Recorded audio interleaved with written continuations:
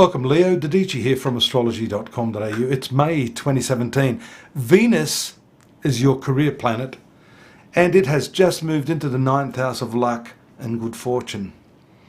You're probably making the sign of the cross, thank you God.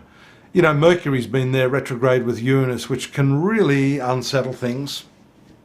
But having that planet move there is an omen of considerable luck for you. And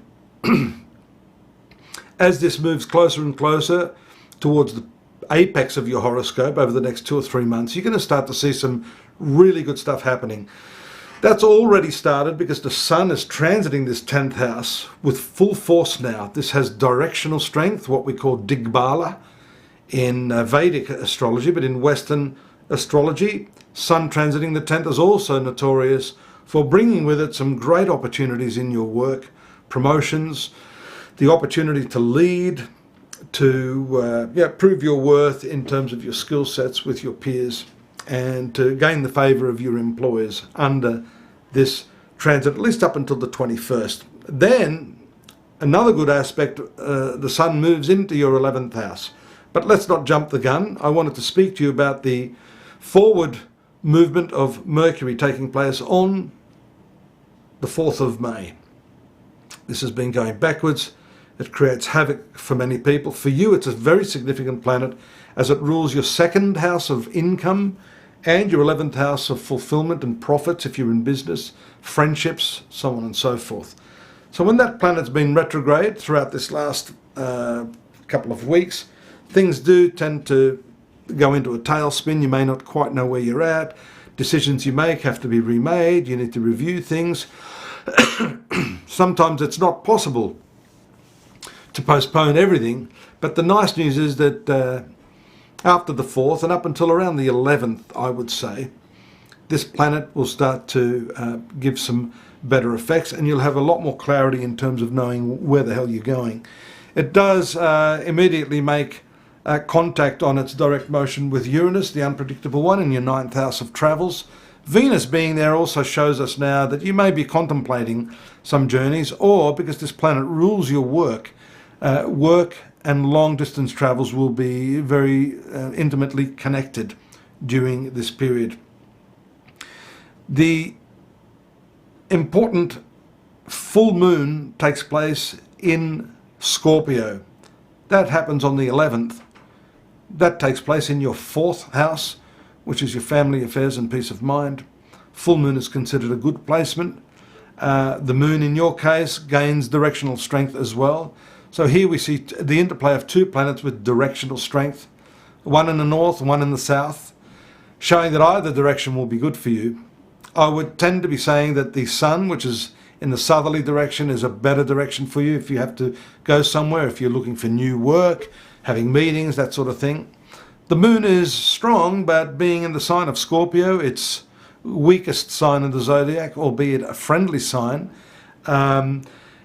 is not conducive to giving you the full effects that you would otherwise like. So a lot of activity there, and the most important thing I think this month is the fact that on the 21st, when the Sun moves into that 11th house where Mars is currently transiting, the new moon will take place on the 26th. So 3 planets occupying your 11th house of friendships means that this has to be one of the more significant months of the year if socializing, networking, making friends, etc., is high on your agenda. This will definitely bring with it some powerful opportunities. On the 12th, which is just a day after that full moon we discussed, Mars will make a right angle to Neptune, some confusion there.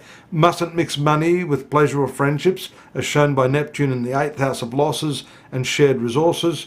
A better aspect takes place on the same day with Jupiter. There's a trine aspect there, Jupiter being in the 3rd house of communications, which shows there's an opportunity to talk a big story, to win people over. Unfortunately, Jupiter is still retrograde as well. So this should be a preparatory discussion, a fact-finding mission reconnaissance exercise, if I could use those terms, before you actually commit yourself to any course of action.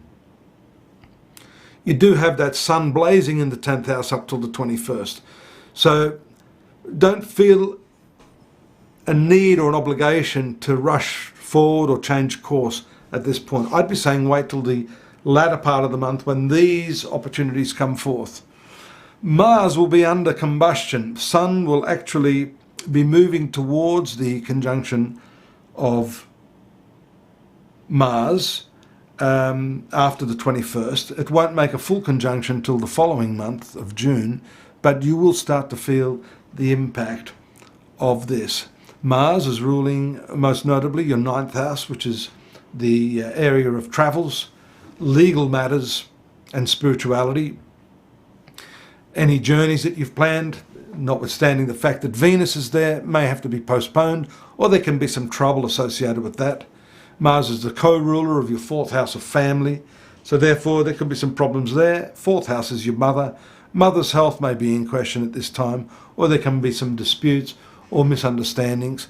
So take care, put that in your diary, and don't be so impulsive, and don't be so combative while these transits are underway.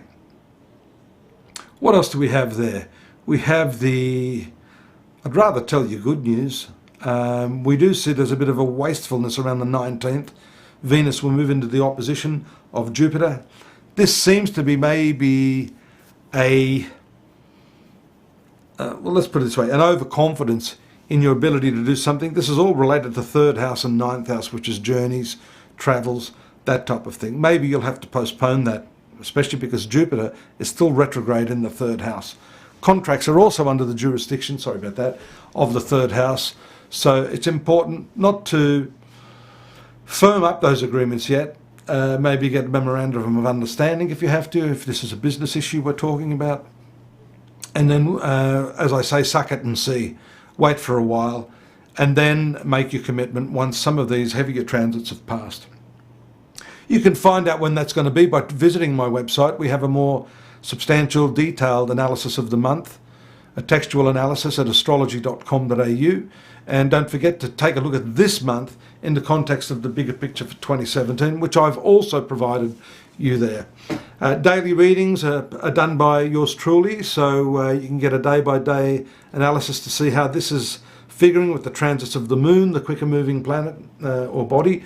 And of course, I look forward to your company next month. Thanks for joining me. Take care now.